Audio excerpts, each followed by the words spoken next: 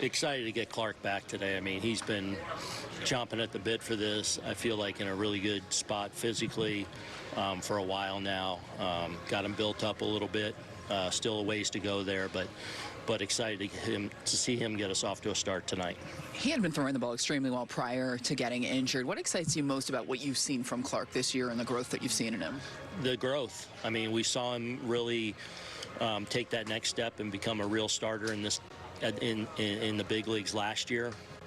Putting together a solid season, especially after a little bit of a tough start in the month of April. He was really good the rest of the way, and we saw that improvement over the winter into the first couple months of the season, where he's one of the better pitchers in the league, frankly, and hopefully feel like he's ready to pick up where he left off. Aaron Judge, no homers in 10 games. When he goes through stretches like this, do you think he changes anything? Do you think he ever presses at all because he hits so many? Not really. He's so consistent in who he is and his approach and his work. You know, he tinkers with things like frankly every hitter does. So he makes little minor adjustments. But as far as who he is and how he prepares and how he goes about things, he handles the grind of the big league season so well.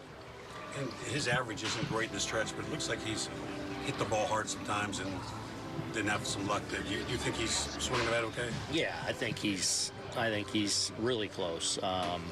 He has hit some balls on the screws. He's missed some pitches that, you know, when he's going really well, he usually sticks in the seats or whatever. But that's just the ebb and flow of the season. And you know, obviously a big hit for us yesterday. And you know, with him, it's always bubbling that he can explode at any moment. Aaron Nestor's coming out of the pen today, at least expected to. Are you at all curious to see what that looks like? It's been a long time since he's done that. Yeah, maybe a little bit, but excited about it. Feel like, you know, hopefully coming on the heels of Clarke will be something that is kind of a good fit.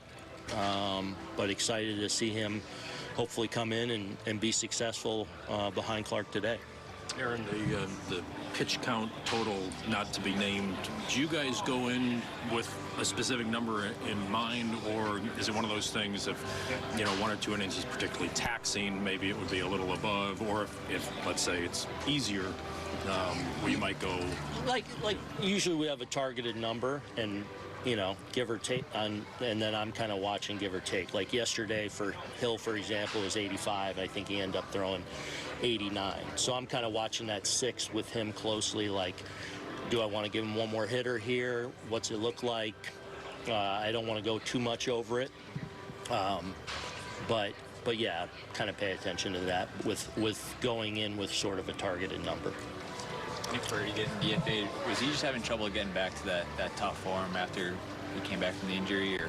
I don't know, maybe a little bit, but I mean, more a result of just, you know, our roster situation and you know, the number of guys that we have probably just ahead of him in the mix. How would you describe Luke Weaver as a personality?